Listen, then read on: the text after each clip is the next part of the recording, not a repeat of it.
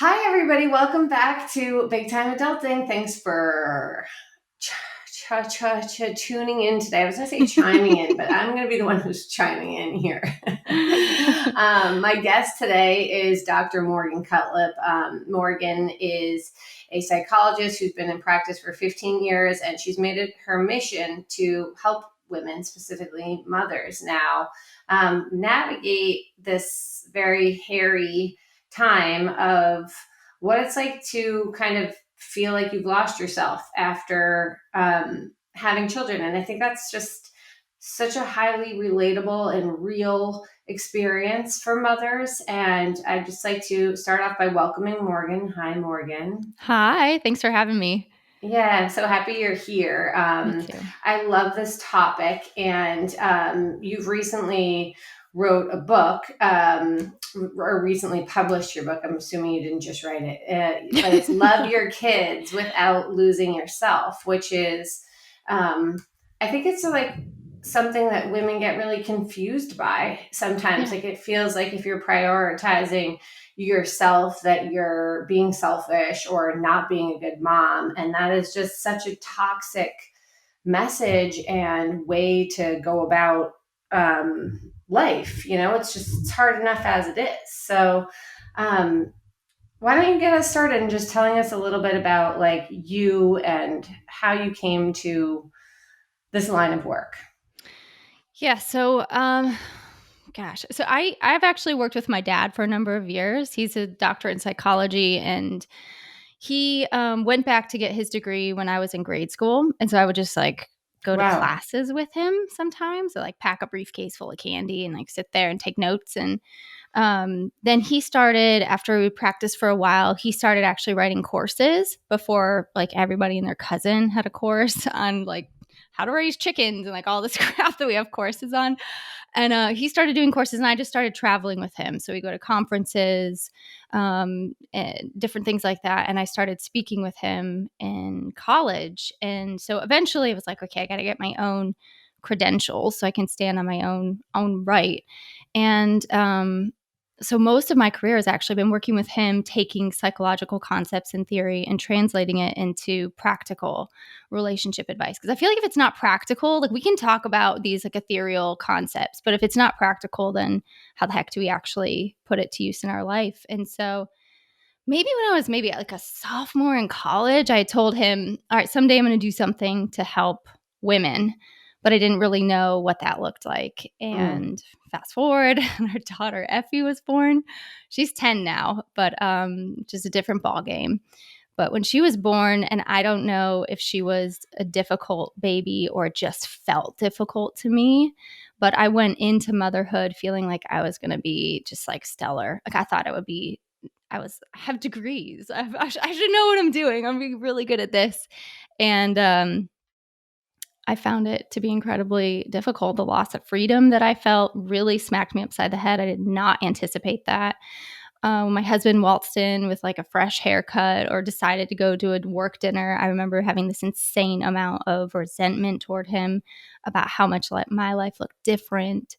I just felt like I would be so good at it, and I felt like every day I was falling short. And it was painful. It was hard. I didn't recognize myself anymore. And so I knew that like some point I would come out of this place, or at least it would ease up a little bit. And it was at that time that I decided that when I do when I do come out of the haze, I'm going to do something to help moms navigate this time differently. Yeah, well, okay, so rewind a little bit. So you were basically a child apprentice, like Ben Franklin. You're just learning from the master. I think it was Um, like a social that's experiment from my dad. that is a pretty cool way to spend a lot of your childhood or whatever, kind of learning what you do about what you do now. Um, and I think I agree, like what you were saying about when your daughter was born and just thinking you were going to be like this all star, like I got this in the bag. I was like made to do this. I really felt that way too. And Yeah. it's not even to say that I wasn't a great mom and doing all great things for my child. It was just so hard and Yeah. so all encompassing. at the beginning, and still, in many ways. I mean, things have certainly lightened since my kids have gotten older, and I'm really vocal about how much I enjoy these like sort of bigger little kid years Mm-hmm. so much more than the babies and toddlers who are just like Same. suck the life out of you every day. But you mentioned, there's all this sort of impractical advice out there about how to handle situations, or like self-care tips and all this Mm. kind of junk that is not necessarily practical for moms who are in the weeds with babies and toddlers or whatever. So I kind of want to ask you to dive into that part of your message more, and what are Mhm. some of the more practical, tangible things that are truly helpful. Yeah, I feel like I can like kind of rant a little bit about self-care because it started to really annoy me because when I was reading the research and the books and the blogs and the content and everything doing research for my book, when I found all the stuff that was like put out to help moms, it almost always was like lists of self-care. And there's three reasons why it drives me crazy. The first is that we just don't need lists of more things to do. I feel like we already have enough lists. We are like living with lists in our mind on paper. I have school supply lists I still got to get to. Like it's just never ending. And then when we don't get to the stuff on the list, we end up feeling really guilty and like we're falling short, and we don't need more of that. The second reason it drives me crazy is that there's like an assumption that's made when somebody puts out a list like this, or is like, hey, like take a walk, take a bath. Like, I don't know when taking hygiene became like self care, but it's like take a bath, get your nails done, stuff like this. There is this assumption that moms don't have any issues asking for the time, the support, and the resources to accomplish the stuff on these lists. And a lot of moms don't have that stuff, or they have a lot of hangups around asking for help. They might not know what they need, or they might not just like, they might just have tons of guilt around asking for what they need or asking for time or space. And It so can I know. also, yeah, it could also be like another to-do list item. Like now I have to find a competent person who can do this, Totally. pay them, schedule it, communicate back and forth, tell them what to do while I'm gone. It's like, it's not worth the fucking hassle. I'll just stay and do No. it myself, right? Like I can go without the manicure. I think that's like Um, 90% of stuff in like marriage and motherhood is we're like, it's just easier if we take care of it. So yeah, we I take care of know. everything. Which Yeah. is so, because it's like everything's on our minds all the time, right? So we're just like, I already know how I want this done and when I want this done, so I'm just going to do it rather than expend energy that I don't have right now trying to explain it to somebody else. This is one of the Totally. reasons why like now I actually like adore going for walks, that my kids are a little bit older and that I can like leave the home, um, Mhm. and if they're at school or camp or something like that. And I just, I relish in that physical autonomy of being able to leave the house, like that non-trapped at home feeling that That is I, the best thing about having older kids. yeah, There's like it's funny, you see stuff on it's like it gets easier as they get older, and then people are like, no, it doesn't get easier, it's hard. There's all this like arguing. Why are we arguing about this dumb stuff like this? But the one thing that I feel like is hands down easier is that physical autonomy that doesn't exist when your kids are so little, and you're like, if I leave the room they might die. yeah, And being able to leave the house, and I'm at that stage too. I can go on a walk, or I can like run to the store really fast, and it's like everybody's fine. That's kind of magic. yeah, it's fucking amazing. It really is life changing for It certain really people. is. Like, I feel like that was just one of those, that feeling of trapped with little kids Mhm. at home. It was so overwhelming for me. It's Um, oppressive. yeah. Yeah. So Yeah. in terms of real life, everyday stuff, that Yeah. do you think that there, like sometimes I'm like, this is just life for a little while. Is this feeling inevitable for moms, or is there stuff that we can do about it? Or is it all in our minds more? It's like this construct of what has been like, ingrained in us societally to make us think we have to be or do a certain amount of things or type of things to be the right kind of mom. And if we weren't bothered by all of that noise, that we would not feel the pressure and overwhelm that we do. I don't I know. think, yeah, I think it's like yes to all of them. I think, the last reason why I get annoyed with self-care is that because a lot of it's physical, which like kind of brings me back around to what you're saying, which is there's things that we can do that are not just about our physical selves, that are like how we think about things, or how like mom guilt. If you get rid of mom guilt, you're going to save so much energy right there, because that becomes this layered experience. It's like you're feeling guilty about something, and then you have less resources. You snap on your kid, and now you feel guilty about snapping on your kid, which means then you feel bad about that, and that drains your energy and resources even more, and then you're more likely to do it. It's like that alone can shift things. And so yes, I think that in some ways there are seasons of motherhood that feel more oppressive or physically demanding or emotionally like life sucking. And part of it is we need to accept that there's times where we're going to be able to get to our needs a little bit more than other times. I think part of it is kind of coming to terms with that. But then I think there's also things that we can do in the limited amount of time that we have when our kids are really young, especially. I feel like it's the hardest then. And so the way that I approach it is, you know, we are already like taking care of everybody else and all of the things. Like we make the world go round. We manage the people, we manage the things, we manage the schedules, the relationships, all this stuff, but we don't really do a great job of managing our relationship with ourselves. And this is something you can do no matter what stage of motherhood you're in, which is regularly check in on yourself and decide, all right, here's what's going on with me. I give a model in the book that helps you actually do that in a structured way. So it's not just like this ambiguous thing. It's like, here's what's going on with me. And then here are some practical ways I can intervene. And I think that, sometimes we can check in with ourselves and be like, I need a freaking month-long vacation, and it's just not going to happen. Or I need a night away, and maybe that's just not the right season for that. But I do think that there's power in defining what you need and like creating some definition around that, because sometimes we just feel like crap, but we don't know why, and we don't know what we need to feel better. But if we can define that, it at least takes that initial sort of air out of things. Yeah, sometimes I feel like in my own world in life, I have so many things on my plate at once, which is like every mom out there, Yeah. but that I get a little paralyzed in my own tracks about where should I even begin right now, like what Yeah.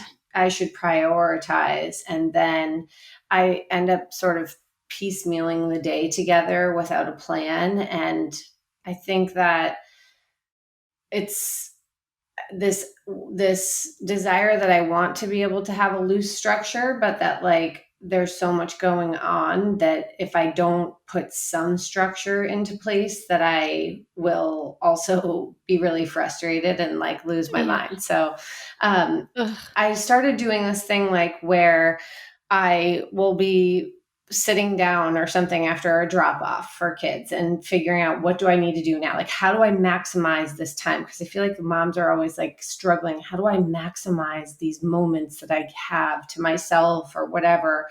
And sometimes that is a nap. Like you need to take a nap if you Totally. were up at night with a baby or whatever. And I would always definitely prioritize sleep if I had the opportunity to and needed it.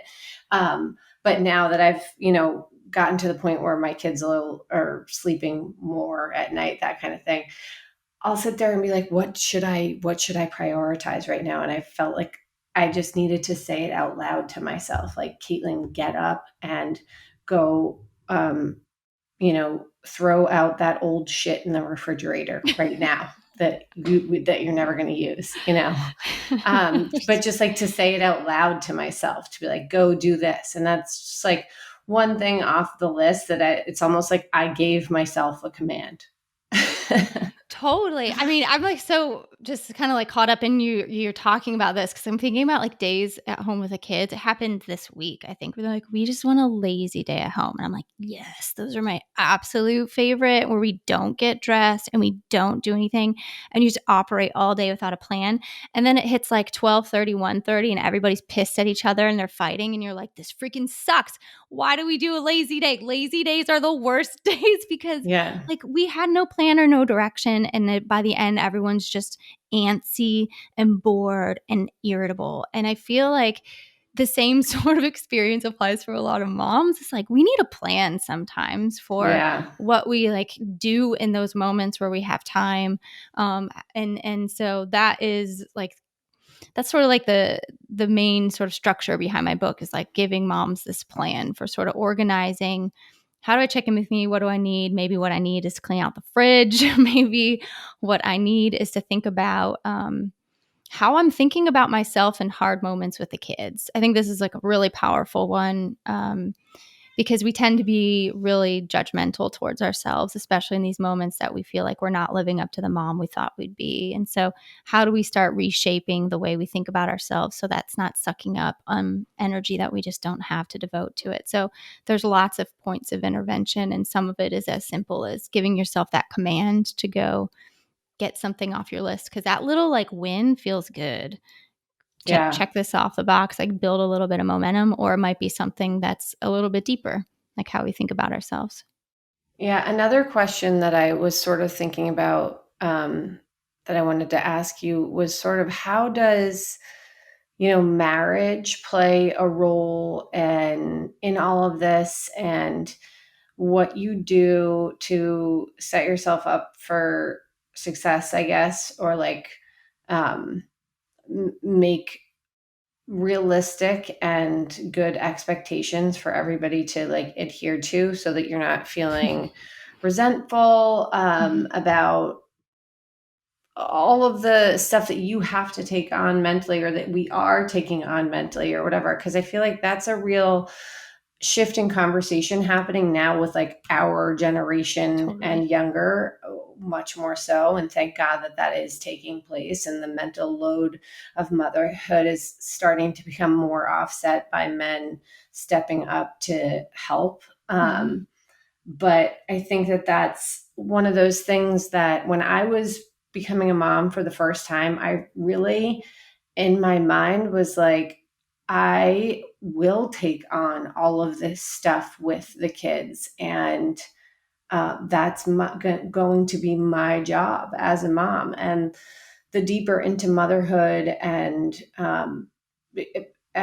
particularly after I began to stay home full time, and that I just absorbed so many of the domestic Mm. roles, tasks around the house that I read this thing the other day that women like end up getting an hour more work of like domestic work a day and men get like an hour less or whatever it is. It's just like you take on like once you even before motherhood, like once you're even married, you begin to absorb more of the domestic work just because of a traditional mindset.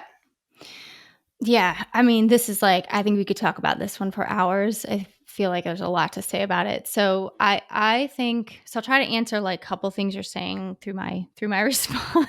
But um, we learn to become parents from like the moment we're born. We're starting to learn how to become parents Right. based on what we experience, based on what we see on TV, what we experience in our like societal structures and systems. If you went to like a religious institution or different school, like you're just going to get all these messages we start to absorb and they live in us, but we don't really know that they do until we become parents. And so this is how a lot of our expectations end up coming about and really shocking us when we actually have kids in our relationship. And so it's like you have all these expectations within you about what kind of mom you're supposed to be. Like you're saying, kind of like expected I was going to take all this stuff on. I'm sure that's got roots in something in your own life. I had the same type of stuff. My parents were very traditional. And so I went into it thinking like, I'll just do everything because that's what I do. And that's what you're supposed to do. So there are like these deep roots that exist about the types of moms we think we should be, as well as the types of like, as well as like what type of partner our partners should be after we become parents. Like I remember, like my husband grew up in this household where they really don't do celebrations. And I grew up in a home where we have over the top celebrations. And it didn't actually become much of an issue until we had kids. And I was like, why am I working so hard at this? And you were like, don't give a crap about how we celebrate X, Y, or Z. And so some of this stuff really comes out after we become kids. And then this requires this like new negotiating. But a lot of times we're not even aware that these expectations are sort of sabotaging us or getting in the way and causing all these arguments and disappointments and resentment and stuff like that. So we sort of need to explore those, put them on the table, and then renegotiate because they're new. Yes, they've been in you, but they're sort of new when you become parents, and you see your partner now differently. They're not just your partner, they're a dad or a mom or whatever. And so that really, really changes things. And I think that it can be really shocking in a relationship when these expectations come out and you're like, why am I always ticked off at you? Like, why are you always disappointing me? And this is part of the reason why. I think the other thing is that these sort of messages that we've absorbed, if we don't examine them, we a lot of times will just repeat them. And so this is what can happen in terms of like falling into patterns with the mental load. So I have the same sort of belief that you went into motherhood with, I went into it too, which is like, I'm going to take care of everything. And I was doing it before we had kids. It's like, I'm going to make dinner. I just shared about this recently. I'm going to make dinner. I'm going to shop for it. I'm going to think of it. I'm going to clean it. I'm going to do all the things. And so once I started doing that and my husband tried to get up to like, let's say do the dishes, and I'd be like, sit down. I've got you. Like, I got you. I'll take care of you. I love, like, this is how I'm loving you. Eventually stopped trying to do the dishes. And I think that when we kind of repeat some of these patterns that we've just absorbed, and it's just nobody's fault, and we take these things on without discussion, we end up like taking them on permanently. Like you said, we absorb them.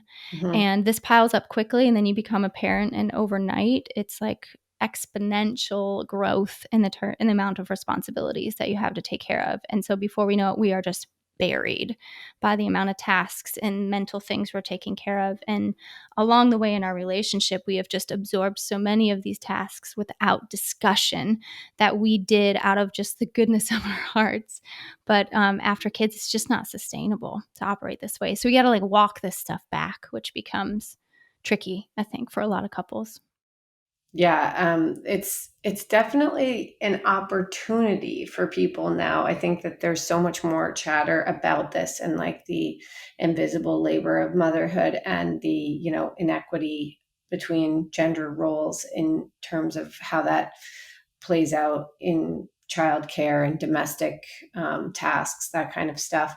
And now I see it so much as an opportunity for couples to have those conversations, to do it their own way. And as much as women are learning to advocate for, like, this is bullshit, I can't do this all, and it's not fair, not to mention how much more most women now are working outside of the home. Totally. And it's just, this was a construct that existed when most women were housewives at home. So it's not just like women learning to advocate for what is the real deal now. It's also men like unlearning these, ingrained social tendencies that we all, and I don't know, I wonder if like people even 10 years younger or 5 years younger than I am, I'm 41 now, have already made changes to this. I feel like it is changing.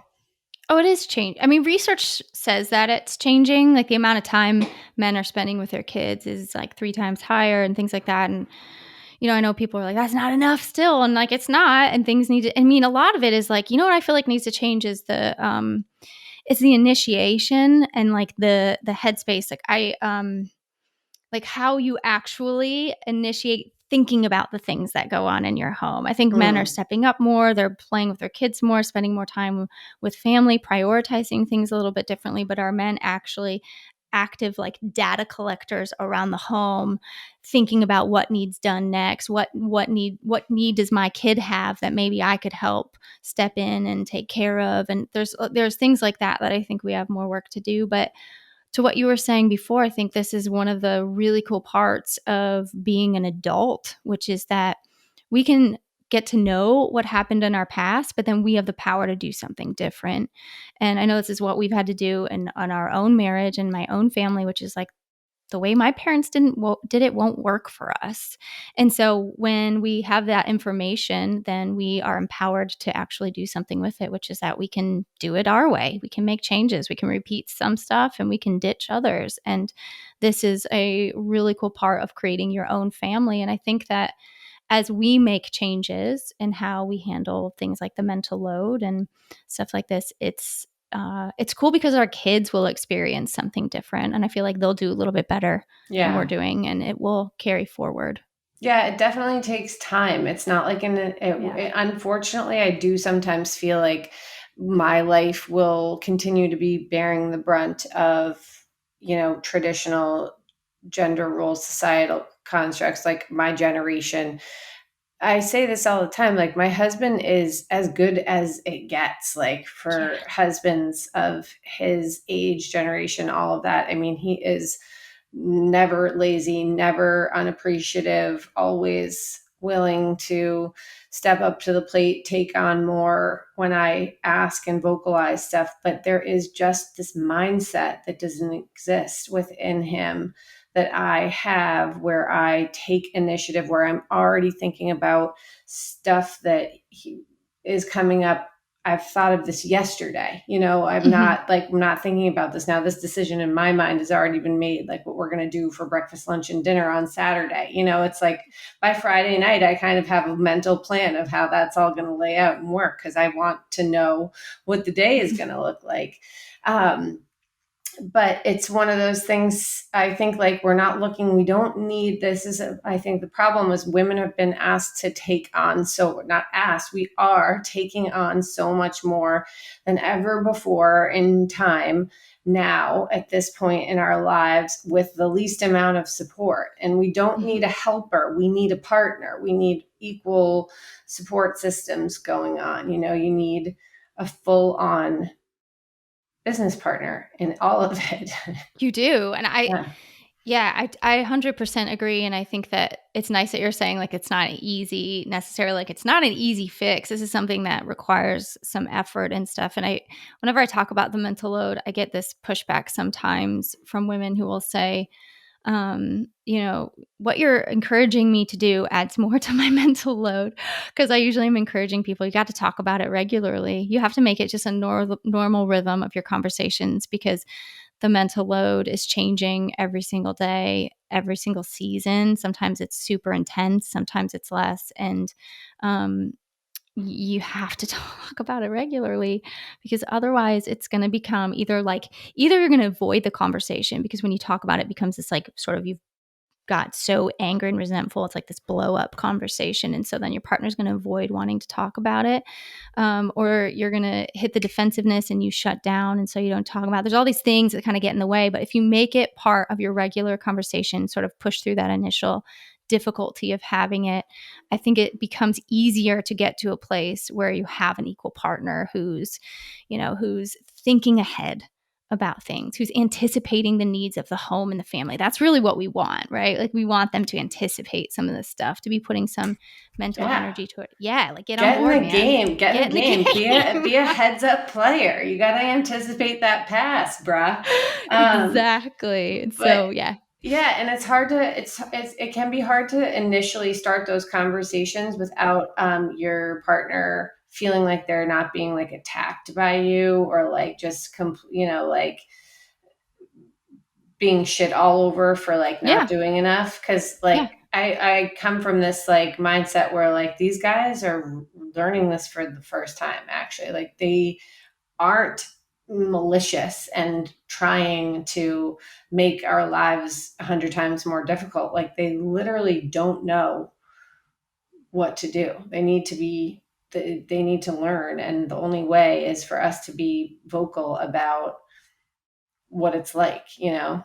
Yeah, I mean, I think that's a really fair perspective. I feel like it's not always like received well on social media, but I align with you on that. I think just like we've received messages about what it means to be a woman and what we're supposed to do, men receive messages about what their duties are, and it doesn't usually revolve around anticipating the needs of people in the home. And so we're all trying to like rewire this stuff, and sometimes the wires get crossed, and it's a little bit tricky, but it's worth pushing through and having these difficult conversations. I actually, I don't know if this is okay to say, but I have a free guide about how to talk to your partner about the mental load, because I just think it's so freaking important to That's know awesome. how you Where got to know how to is that navigate. on your website? Yeah, it's on my website. It's like right on the main header, and I'll put it in the show notes, your perfect. website. Thank Yeah. you. Hmm. I know it talks about how you navigate the defensiveness, because I think that's where a lot of us women are like, by the time we've come to the conversation, we've like really had to muster up a lot of courage. And then when we get that, like, oh, I guess I'm not doing enough, or I guess I'm not good enough, or, I cleaned the kitchen last night. What do you want from me? We shut down. And I think it's just devastating. And so we have to become, I know this is more work, so it's like hard to say this, but it's just the reality. It's just the reality. If we want to change this stuff, we got to be able to talk about it. But Hmm. we have to be savvy at navigating the defensiveness and pushing through it, not backing down. Yeah, and I think like there's this other mental like hurdle to get over sometimes for women and moms, where when you are asking for more support and more help, that you're not simultaneously feeling like a failure for not being good enough at like being able to fucking do everything Yeah. for everyone, right? Like it's okay for you to expect, command, demand a better, layout of the work. It's true. I feel like we have to develop a healthy, gracious sense of entitlement, because, and a lot of women don't really struggle to have that. That is a part of what I talk about in my book, which is like we have these stories we tell ourselves that really get in the way of us having the ability to ask for help, to speak up, to assert our needs. And so if we're going to get to that place, we have to just rewrite those stories, because otherwise we're just going to continue to carry it all and just be brewing and stewing on the inside, and just, create ultimately what happens when we carry it all is we become kind of nasty in our relationships. It's like Mhm. we're trying to be the best partner possible, the best mom possible. So we're doing all the things for everybody, but in the end we end up being grumpy and resentful and hurting the relationships we're really trying to take the best care of. So it's not working. And it's really important that we get over our hangups around stepping up and asserting ourselves. Yeah. And not to mention your kids in that, like where Totally. there's like a feeling of responsibility to them to be a certain kind of mom or show up in a certain way, that other moms are doing this. And like, we all need to get in our own group together, all the moms, and like put your hands in and be like, I'm not going to fucking do it all. Everybody in, one, two, three, True. go team.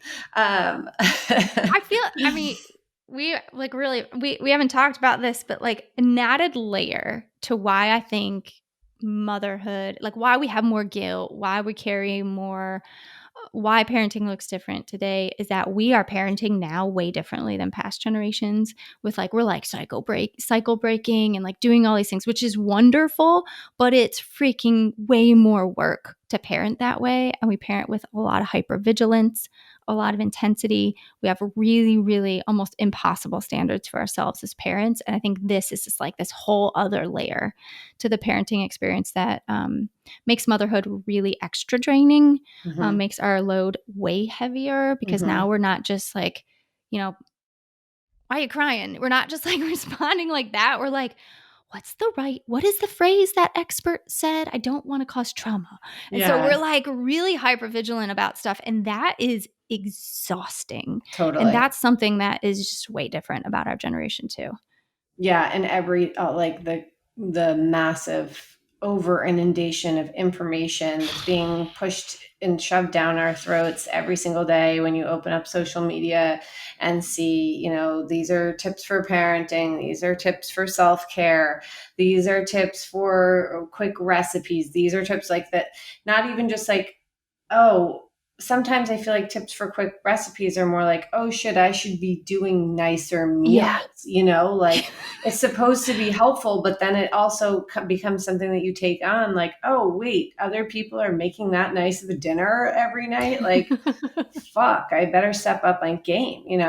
It's just, you see it and you're like, oh, I should be doing the things that everybody else is doing. It's too much. It's too much. I mean, there's always somebody that's prettier, has a more beautiful house, has a better behaved child, who has more resource. It's like there is endless content out there to make you feel like total crap. And Yeah. so we have to use a lot of discernment, I think, when we consume content. And it's like if we're picking up our phones to numb out and escape, which we all do from time to time, especially when we're burnt out. It's like one of the most common things is like, get me out of this moment. We just scroll and then we feel horrible when we do it. We need to think about setting some boundaries about how we consume this stuff, because it is in your face, coming from every direction.